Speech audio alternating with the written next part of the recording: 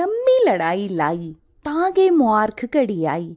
बुद्धजीवियें भाशा मेरी गी सरकारी मान्यता दुआई। म्हीना पो तरीक बाई शुभ ध्याड़ा हर बरे जाना हुन मनाई। आखी गल गे स्याने मानू माऊ थारे मां ते दादी थारे दादी, पर अजे भी अस डोगरी बोलिए नेईं होंदे राजी। बड़ी गै मिट्ठी बड़ी गै सरल भाशा है मेरी, शहरें दे शहर जोड़दी देश ते विदेश जोड़दी, इक दुए दे चिते च हिरख जगांदी। ओए देस भाएं परदेस इक भाशा गै होंदी जो तुंदी असल पछान करांदी।